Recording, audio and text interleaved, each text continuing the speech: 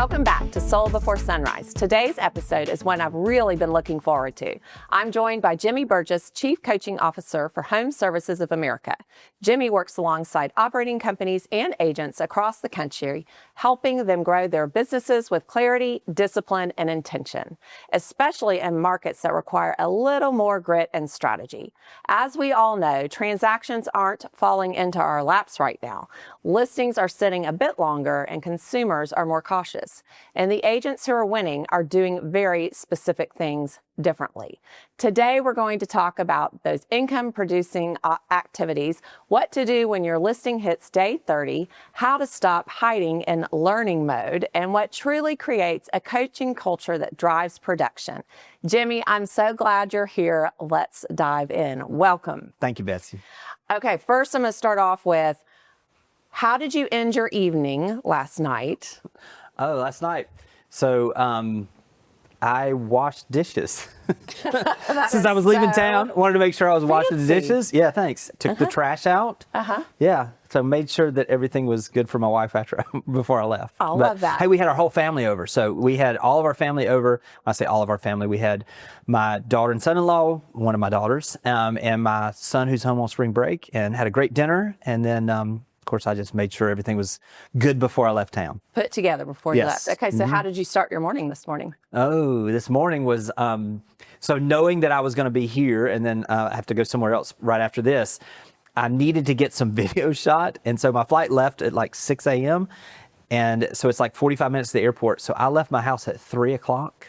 Because I had to go shoot. I had to go shoot 2 videos this morning. So if I'm looking a little ragged, wow, it's been a long day already. It's been a long day already. You're ready for nighttime. It's about that time, right? Yes. Yes. Okay. All right.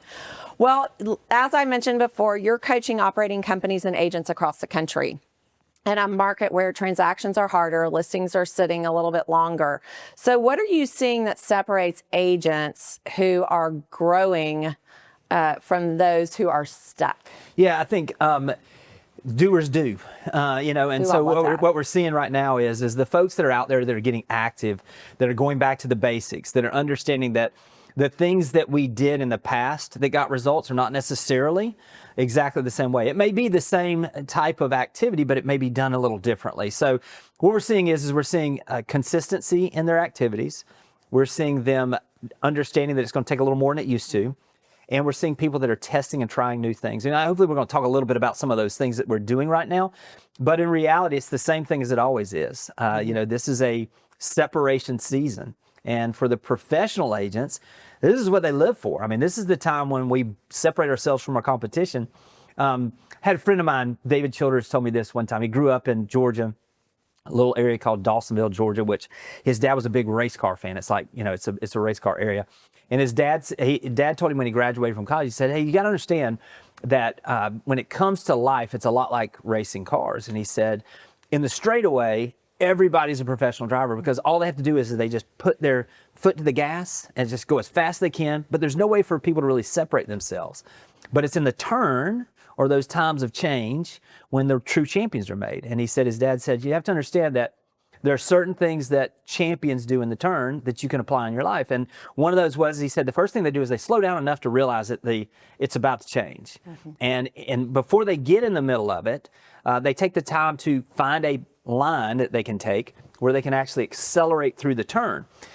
And you have to understand, most of the crashes happen in the turn. Most of the people that go too fast and hit the wall, they hit the brakes because they panic and somebody hits them from behind.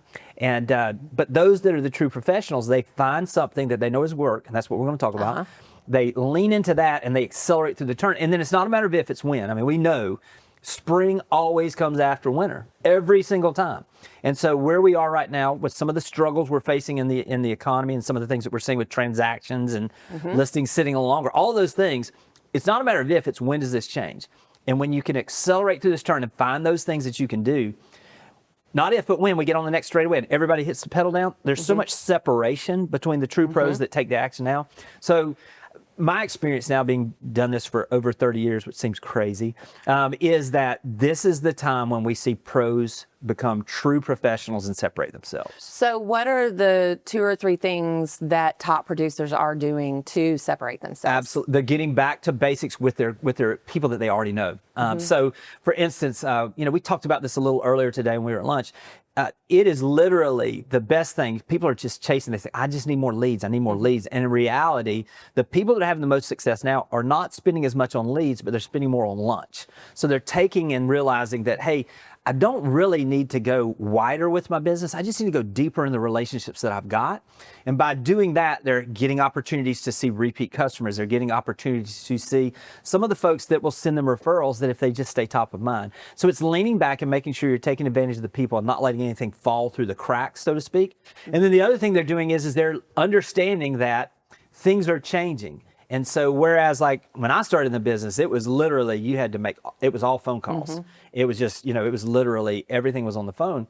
And now we're shifting to where literally we have AI taking control in a lot of situations.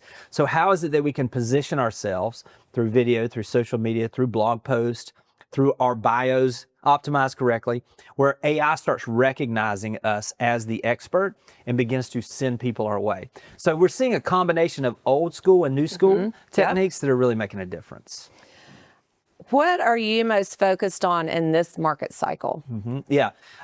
Consistency. And the key to everything. And that never changes. It never changes, but I will tell you, it compounds over time. I had this was yesterday morning. I was in the gym. I had this younger guy that I'd kind of known for a while, knew him when he was growing up, kind of been mentored him a little bit. I was only in the gym for like 20 minutes and I was getting ready to leave. He's, oh, you cutting it short today? And I said, what you got to understand is my experience tells me that it's not about short bursts. It's about consistency. And if I break a sweat today, show up, break a sweat tomorrow, show up, break a sweat, it's going to get better over time. It's the same way in our business. I think what we see is we see a lot of agents right now, they're really coming into this thing and they're burning themselves out because they're trying to do too much in a day and they're discounting what they can do in a year. And so I think just the consistency of reaching out to their database consistently, and there's some ways we can do that. Making sure they're talking to a certain number of people every single day with real estate related conversations. Also, going in there and thinking from a standpoint of what is it that I can do to make sure that I'm having those lunches and those conversations that lead to additional business. Those are the foundational things that we're seeing right now. And then obviously shifting that mindset to what can I do to understand AI better and also take advantage of the opportunities it's creating. Yeah. Yep. I like it. Okay. So, listings, like we said, are sitting for just a little bit longer. And we talk about that 30-day mark, hitting that 30-day mark.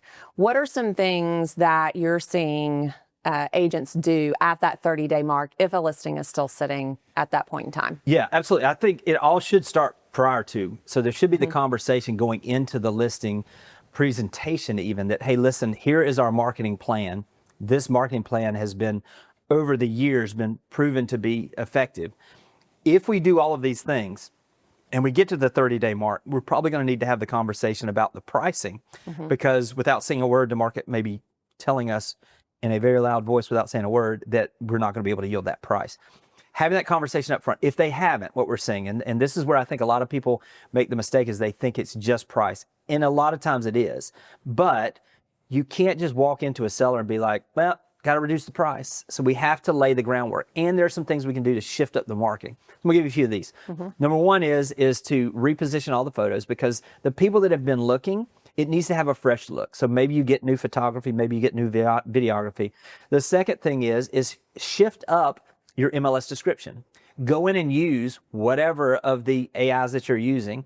Just go in there and just simply say, please optimize the following MLS description in a new, fresh way that is driven on the fact that anyone that reads this will be encouraged to want to see this house in person. So what we do when we're communicating that to the seller is we're talking to them from a standpoint of, hey, listen, the pictures, we're going to change the pictures, but everybody's going to have great pictures, typically. But what you have to understand is that now as we have more listings on the market, they're looking at 10 to 12 of these homes and they're deciding which ones they decide to see based on the description. So So we're gonna get really zoned in, reset this description where AI finds it, also where it comes out different. So maybe even somebody that has seen it before, they see different photos, so they get a fresh set of eyes on your place. Next thing, what we're doing a lot of times is we're giving the house a character. So there's some great video content that's been done by some agents where they actually go in and they name the house. There's a guy by the name of Matt Leonetti up in California. And what he did is the house was like on Benning Drive. And he came in and he did this background voice of like this, that was the home speaking. And it's like scans the video in and it says, I'm 1471 Benning Drive, but you can call me Benny. And then he tells the story of the family. And as he's going through the house, tells the story of the family's been here for 15 years. We've seen and made some amazing memories. I was so proud when their daughter I get emotional just thinking about it, you know what I mean? I get, all of a sudden the house becomes something that's different. And then it says, and when she went off to college, it was time for my owners to move on, but I'm going to stay here. I'll never forget the first this, the first that, the first that. You can feel the emotion of that. And then it comes back and says, but I'll be here and I'm so excited to meet the next owner and the family that I'll get to share these memories with. Total different deal. You know what I mean? We're tapping into some emotion. Now let me say, he did this in a way that was very well produced. We've seen people that will take their existing video that they have, just like drone footage, walking through the house, non-branded, and basically they're taking that and then they're just doing a voiceover. They're even having it written where it's basically does the AI voiceover, and it's the house telling the story of the house as it walks through as well. So there's ways that we can do the marketing in a different way that will gain attention. So think of it from a standpoint is give your home a personality. Have the personality match up with the probable family. Also, get your sellers involved. When you're rewriting that MLS description, write it in 3 different tones. So ask the AI when you're doing this, write this in a professional tone, write it in, like for us on the coast, write in a coastal tone. Maybe it's a luxury tone. Maybe it's a conversational tone. And then go to the seller and say, hey, listen, I want to make sure we're hitting the ideal buyer. And to be perfectly frank, the ideal buyer is probably going to be somebody like you. The same way you fell in love with this house, someone like you is going to fall in love with this house. So I've gone ahead, used the latest technology to rewrite this to make sure that we capture the opportunity to get in front of those right buyers. I've done 3 of these, and you put them in front of them and say, I'd love for you to tell me, what are we forgetting or which one stands out to you because of that. Now you've got them participating in the process a little bit and they understand what's happening. Once we've done that, don't discount. It's been a long time since we've done agent open house events. Find some sponsors. I'll tell you, we did one on the coast there. Paddleboards are huge where we are. Whatever it is, wherever you are, it can be an electric bike. It can be something that's really that agents, they're not just coming for the free food. Right. There's something actually they would be there. We did one and drew 75 people, agents, the right agents. These were invitation. This was not like we get it out to everybody. We did specific. Invitation only. And those agents showed up and we said, hey, we're going to be drawing for this paddleboard. They all not only showed up, we said have to be present and we're going to do the drawing at this time. We had that house packed with people. And when the seller was pleased, and when we got huge exposure, we asked for feedback. So then all of a sudden when we took that feedback on what should the price be to get this home sold, it wasn't us. It was us reporting what 75 of the best agents in that market had said. So it led to those conversations. And then ultimately, when you get to that point, if you're showing them the process that you're doing everything possible, as you're getting ready to do all of these things and you're telling them what you're going to do, then come back in and tell them that, hey, listen, if 3 weeks from now, after we do all these things, we don't have the activity we're looking for, my job is to really give you the best information to make the best decision for you. So from that standpoint, if you're open to it, I want to give you the feedback I'm getting on the price where we should be. Ultimately, it's your house. You make the decision on whether you want to do that. My job is to give you the best information possible to make the best decision for you and your family. And I wouldn't be doing my job right if I didn't give you that information. Now, that's the way that we can lead into all of those things. And again, the problem is we've all been there. We've got these listings that are sitting and we don't want to make those phone calls to tell them nothing to tell you. So now we can go in with a plan of action, but ultimately with a plan of action that leads to that if this doesn't work, this is where we need to be. Where do you feel like there are pricing mistakes? Because I think, precision matters when it comes to pricing, right? Yes. So, and typically right at the front, you have to be very precise Correct. in your pricing. But where are you seeing some of those mistakes occur? Yeah, it's on the front end, Bessie, but from a standpoint of like you're depending on, and because a lot of agents maybe that haven't been through different cycles, they're doing it based on that, oh, well, we're gonna take that number and we're pricing based on that as the floor. If you're in places where days on market are extending, even if prices are flat, when you're in an ascending market, basically that last sale price is the floor. When we're in a descending market or a flat market, a lot of times what's happening is that we almost use that's almost the ceiling. And so what you have to be able to do is to educate the people that, hey, let me just give you a scenario. We have 8 houses in this neighborhood right now for sale. We're going to come in and we want to be as aggressive as we can on pricing to make sure yours is the next one sold. So with that in mind, obviously if we're pricing to get it sold, we're probably going to need to be lower than the ones that have been sitting on the market that haven't sold. Well, you have to understand, the second that next sale happens, somebody needs to sell. They're not just in the want to sell market. Odds are that to get that one sold, they're going to have to be priced at that new number or a little bit lower. So making sure you do it up front and you educate them on the trends in the market, you understand the trends and you speak those to them. And then that's the front end. But as we know, sometimes what can happen is we can be right in the middle of this and we give them the best number possible. We take 2 weeks to get photos and then another comp comes in. So we also have to be on a weekly to every 2 weeks. I like to at least tell them that, hey, every other week I'm gonna give you an update on what's sold that is like your place.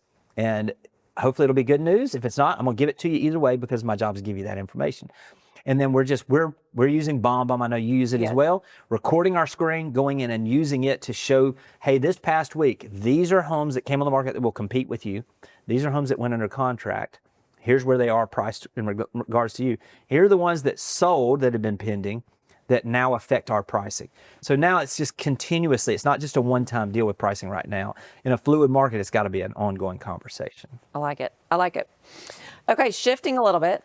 When an agent says, I'm busy all day, but nothing's converting. Right, yeah. What do you diagnose that? I will tell you what it typically looks like is they're doing busy work instead of activities that actually generate opportunities. They're trying to do a perfect social media post and they're spending hours on something that should just take a few minutes. And so typically what I like to do is I tell agents I want you to take an hourly journal. I want you to do it for a week. And first off, their production is going to speed up that week just because they started taking notes.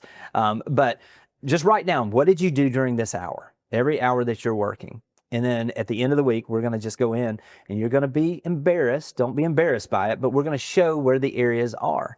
And then we're going to talk about what did you do that actually got results.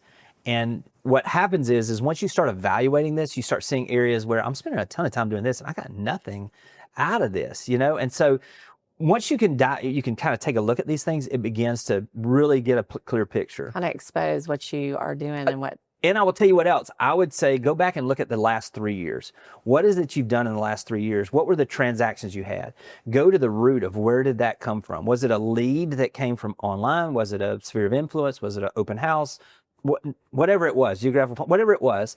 And then take all of those and total it out and see what percentage came from each of those different areas. Because look, everybody's business is different. But what we find when we do that a lot of times is that the activity that is generating 80% of their business is probably only getting 20% of their attention. And so when we can get to focusing in and spin and just eliminate the things that aren't working and just start getting focused, typically it's not about working more. Right. It's just about working on the right things. And so absolutely just take the time. We were talking about that earlier. How do you separate yourself? Slow down a little bit. Take the time to understand what's going on in your business and then begin to build that plan where you can accelerate through that plan. Right. So what does a high performing day or week look like? What do you consider those activities that Absolutely. Yeah. can drive that? So it's driven by about 3 different things. Okay. Number one is real estate related conversations. I mean, literally if you took everything away from me and I love all the technology, I love all the marketing, everything. If you did that, you would have that. But we had a friend of mine that came into town, living down on 38. What's great is a lot of people come into town. You get lots of visitors. We get a lot of visitors. And so I had 2 team leaders, one from Baton Rouge, one from up in Chattanooga, Tennessee. We had this great dinner. a couple bottles of wine. We had this great conversation. Well, the guy that was from Louisiana, he had this friend of his that was owned an insurance company. Oh, I'm not going to do that. You know the accent. It was literally Cajun, Southern Louisiana. Right. And he's just sitting there just listening to us, And then he said, let me tell y'all something. Well, he did. It was like, we were frozen. You know what I mean? So we were listening. He has his phone sitting on the thing there. He says, let me tell you what I tell my 200 agents. He said, you see that phone there sitting on that table? He said, that's broke. He said, you know what this is? Rich. Broke, rich. And when you think about it, that is ultimately the person who has the most real estate related conversations is going to win. So tracking that number makes it a lot easier and understanding that. That's the first thing. The second thing is you have to understand that you have to have communication going out, not just by the phone. So what is it you're doing, whether it be on social media, or whether it be consistently sending something out to your database, doing those things. Couple things here. Find a pace that you can have peace on social media. Maybe 1, 2, maybe 5 posts a week, whatever it is. Be authentic with that. That's outgoing. I used to think about this when I first started, and I feel like back in my day when I'm the old guy now. Back when I started, I can remember being 24 years old and getting asked to speak in the Funiac Springs to the Kiwanis Club. And there was 65 people in that room. I thought I had made it. Now we have people that will post something on social media that'll have 100, 200 views, and that didn't work. 200 people saw your messaging. It's never been easier to have your messaging going out. And so from that standpoint, don't necessarily worry about the vanity numbers. Worry about the right people seeing your stuff on social media. When it comes to the database, every day you should be adding people to your database, and every week you should be communicating your database. Is there a certain number? As far as the number in your database? In your database, and that you should be adding a day? I've always said, it depends. I mean, if you're just starting out, it should be 5 a day. If you've been doing this a while, it should be at least 1 a day. And the reason why I say 1 is my gosh, I mean, just the people that we come into contact with, just the people that we meet at a lunch or that we have friends introduce us to, whatever it is, 1 a day is not that hard. But what you have to understand, if you're working 200 days a year, 200 added every year after you've been doing this a little while, because you're going to have some that are washing out. It just kind of keeps your flow going. If you're starting out, I always said 5 a day, and those could come from wherever. Open houses. It could come from people that you haven't just put in there that you reach out to. It could come from wherever, leads that you bought, whatever it is, consistently add in that group. But it's not just having it. It's not, the database is kind of wrong. I mean, it should be a place where we're communicating. And so one of the best ways to do that we've always talked about is the deal of the week. And that is just going into the MLS. It doesn't have to be your listing because you're not giving the address. You're not, giving, some of those things, the photos, and just going in. I scoured the MLS this week. This is the best priced 3-bedroom, 2-bath home that I found. Bullet point a couple of details. At the bottom, it's a small call to action that just simply says, if you or someone would like more details, just reply back to this and I'll send up photos and the full details on this place. It's very simple. Or maybe next week it's like, we had 37 price reductions in our area this past week. If you'd like to see the list of the most motivated sellers, just comment down below and I'll send it to you. These are the kind of things where we're generating opportunities for the database to raise their hand and say, I'm interested. So it's re-engaging with that existing database. I like that. Okay. And when we're looking at that income producing core activity that can move the needle in your business. I mean, I know you just went over a handful of things, but if you were talking to an agent and you said, okay, I need you to focus just on one thing. And I know relationships is your core of things, but if there was one activity, is there something that you would? Absolutely. Yeah.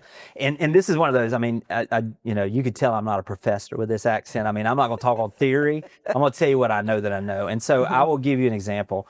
The last quarter that I was in sales myself, I decided what I was going to do is I made a list of every single person I knew that had a home that they owned. And then I kind of broke that list down and I ranked them. And what I decided to do is in that fourth quarter of that year, I decided that every day I worked, I was going to do an unsolicited, they didn't ask for it, video CMA that I was going to send to them via email. Okay, now there were a couple things I did here. I did it so that I could really get it up and that it makes sense. I used BombBomb in this. You can do Zoom Party of One, whatever you want. Right. I use BombBomb because when the video comes in, it has that little GIF thing, whatever they call it, Yep. at the beginning where it starts. So this is what it looked like. And every single time, the email subject line was the same. Their address, valuation update. And then inside that, I'd start the video with a few tabs pulled up. The first one was Google Earth. Google Earth would sit up there and it would have their address. Now, I'm going to just tell you this. If somebody sends me an email that has my home's address, valuation update, and then I look and I see, and that thing, when we press enter to start, when that video started, it's coming in from outer space on top of their house with Google Earth. Right. I'm clicking play every time. We had over 90% open rates on these things. Oh, wow. Now, I will tell you, it's not been that much as much recently, but we've got a follow-up email I'll tell you about in a minute. Okay. The second thing we went to is then it went straight to me basically just saying, hey, it's been a little while since I've given you an update. The market's shifted.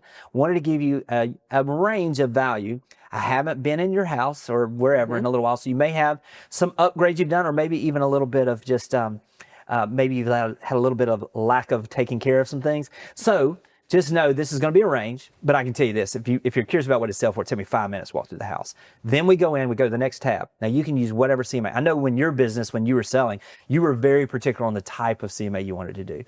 For me, I kept it very basic. I literally had the MLS pulled up with active pending solds in their neighborhood. I highlighted a few of those, so I didn't have to memorize anything. It was just like I was sitting at the table explaining it to them, but I'm looking at it on the screen. So I'm in the corner of the screen, I'm sharing my screen.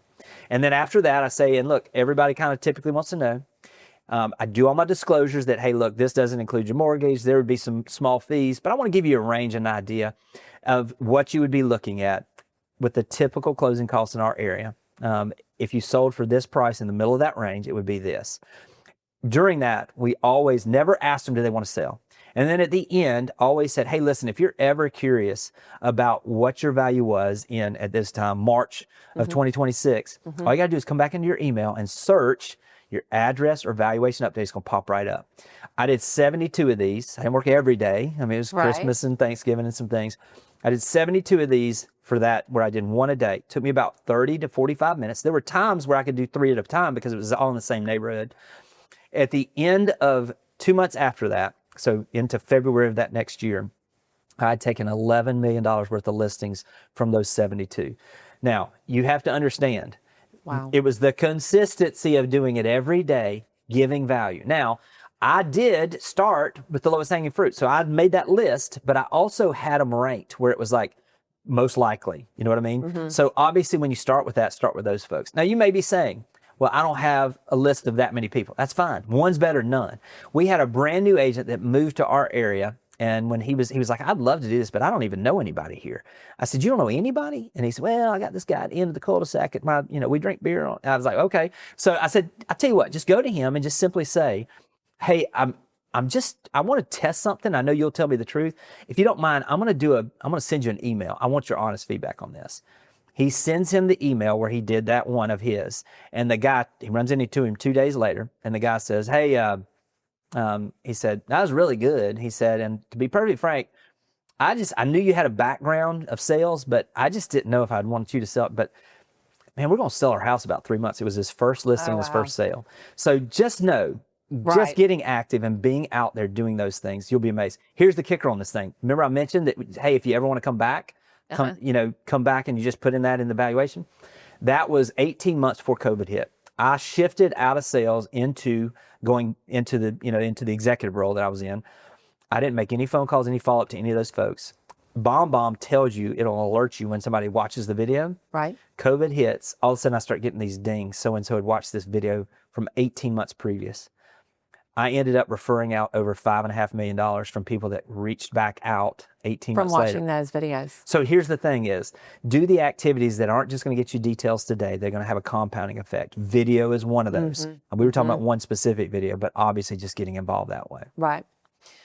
So a little bit, we're going to shift just a tad bit, but how do you help agents stop hiding in that learning mode? Because you can be in that learning mode and never jump. Yes. Right? Yeah. So how do you help agents dive in? Yeah, absolutely. The best way is to get into a community of other agents like that. And look, if you don't have that, find your manager, let them help you find a group, or go find some people on your own. I had to do this on my own. When I first started, I went and hired coaching. I went and found other agents in my market, other markets. When I was at an event or something, and I would find people, and then I would say, hey, look, I'm going to do once a month. We're all going to get on a Zoom. Right now, I do that right now. Get on there. Maybe it's once a week even. Hey, we're just going to get on and we're going to say the best thing that worked for us last week and the thing that we're struggling with right now. And then we're going to help each other. You'd be amazed what happens. It's so hard when you're doing this by yourself. However, proximity has power. And when you're around other people that are trying to get better, you can't help but get better. Same thing. This is so fun. So yesterday I was talking about the young guy that was there. He's messing with me again. This is the same conversation. He said, hey, this was before I was leaving. He said, hey, other day I came up here and I saw you pull in when I was working out through the window. And he said, and then I left about 12, 15 minutes later. You were still sitting in your car. What are you doing? And I said, son, what you got to understand is there's a lot of days that I don't want to come into this gym. I said, but I force myself to drive over here. And some days I'll sit out there and I'll do email. And here's what ultimately happens is I'll sit there and I'll see somebody like you or other people that I know, and I'll see them going into that gym and I'll see them coming out, and I'll sit there and I'll be like, well, I'm already here. I might as well go in. You got to get in the water to catch the wave. So get around some people that are doing things. And even when you don't feel like it, they're going to motivate you to go ahead and take some action. Yeah. I truly believe it. We talked a little bit about consistency, but how important is consistency versus intensity? It's everything. It's absolutely everything. Here's the thing is that you have to understand, I think I said this earlier, but we always think, and we almost overthink that we can do more things in a shorter period of time, but we discount what we can do over time. And so if you can find a way that you can do something. I've got one agent that I coach that he decided, he was like, I said, you are the best at doing open houses I've ever seen. If you get in front of people, you're absolutely doing this. You should be doing as many open houses as you can. He said, well, I don't want to sit in an open house all day. I said, then don't. He now does 4 days a week. He does 2-hour slots in open houses. And it has transformed his business because we all know we've had that one open house and nobody shows up. But I'll guarantee you, in his case, he does 16 a month. Somebody's going to walk in the door that's ready to buy. So it's the consistency of doing those things. If you talk to 5 real estate related conversations every single day, I'll promise you by the end of the month, you're going to have some people that are ready to do something. It is the consistency of just being there. It's everything in reality. Consistency is everything. Everything. Okay. So we're going to go through a couple of rapid fire questions. You ready? I'm ready. Yes, I'm ready. We could talk all day. Okay. What is some people have words for the year, but what would your word be for 2026? It's consistency. It literally is. It literally is. Yes, okay. Because this is the thing is it's one thing to talk about it. What I've said, and this is the other thing is I think we're all leading. Yep. Maybe leading our house, maybe leading a team, we may be leading people that are watching, maybe mentoring younger people, whatever. We're all leading somebody, even when we don't realize it. And sometimes what I've said is that if I'm going to be the leader I'm supposed to be, it's hard for somebody to be something unless they see something. So I want them to see what it is that I want them to do. So I try to be as consistent as possible. I'm trying to be consistent in my health. For me, I'm trying to be consistent in my spirituality. I'm trying to be consistent in my work. I'm trying to be consistent in my relationship with my wife for 28 years. I'm just trying to be consistent because my kids are watching how I treat my wife. I've now got grandkids. I want to be around, so I'm trying to be consistent in my physical. When I'm at that office, if I want to be around other people that are the hardest working group, then I need to be the one that's the hardest working person there. If I want to have a culture where people are encouraging each other, I need to be the biggest encourager that anybody sees. So I think it's just understanding exactly that.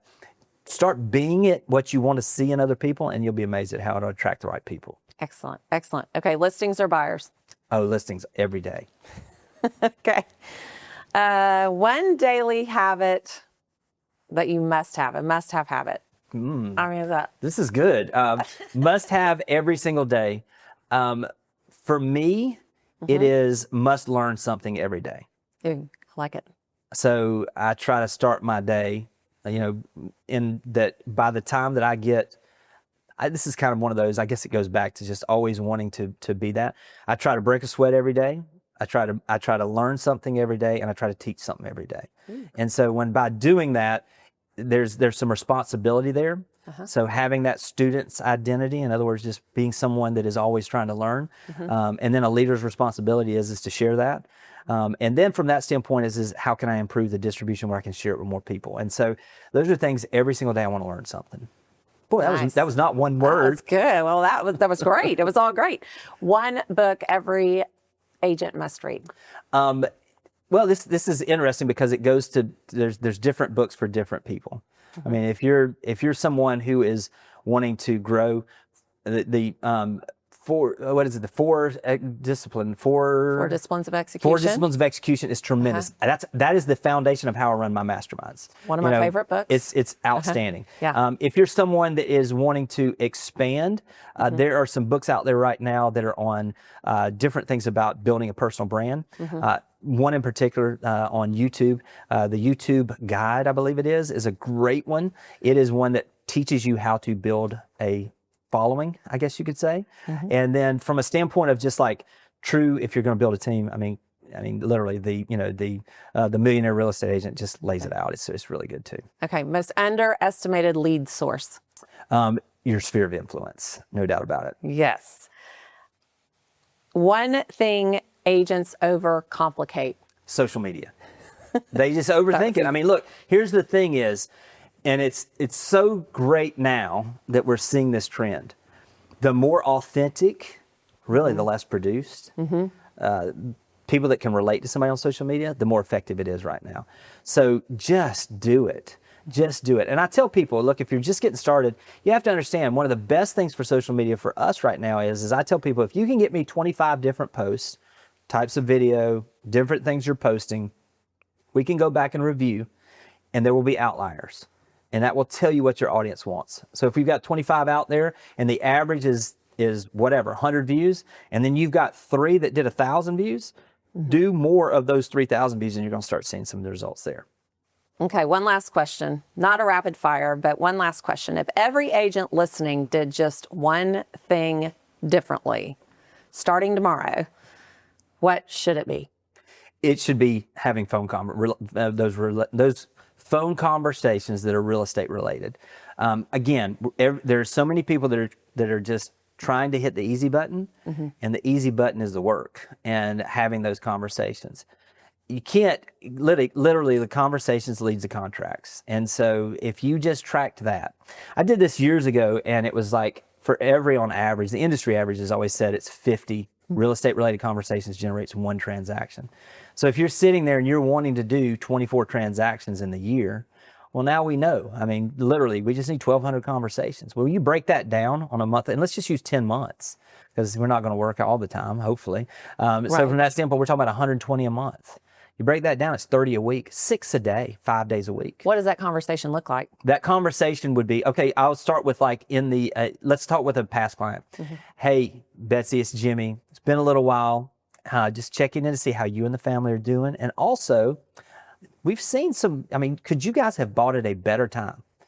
Just curious, are you guys still loving the house? Something along those lines with a past client. Some of the other folks that we're going to be calling. So we're going to be looking at those folks that are in our database. Here's a text that you can do because look, conversations are started not always on the phone. So a conversation that we've had a lot of is those folks that we have in our database that maybe we've set up on drip campaigns. They're receiving information on properties that maybe we haven't talked to in a little while. Sending a text that basically says, hey, this is Jimmy Burgess. It's been a little while since I checked in to make sure that the emails I'm sending you are exactly what you need. I don't want to overwhelm you, but I want to make sure I'm sending you the right things that you need. Should I make any adjustments to the frequency of the emails, the type of properties, or the price point that I'm sending? Now, here's the thing. Don't send that to 100 people because you'll get responses. Some will be like, take me off the list. That's fine. We can't make a living on maybes. But there will be some that will be like, actually, make an adjustment here, or this is great, and we saw this one. It starts conversations. So find ways to reach out to the database that you've already got, or the people in your sphere of influence, and you'll start having those opportunities. All great information. Thank you, Jimmy, for joining us. We could talk all day. literally Yes. all day. Yes. You have so much information. We We have, right, to give. But thank you so much. We appreciate it. Well, this was just incredibly practical and exactly what our agents need to hear right now. So thank you. Thank you for bringing clarity around what truly drives production in this market. For everyone listening, the takeaway is simple. Focus on that income producing activity, stay consistent, and execute. Jimmy, we are so grateful for your leadership, and to our listeners, go take action, everyone. We'll see you next time on Soul Before Sunrise.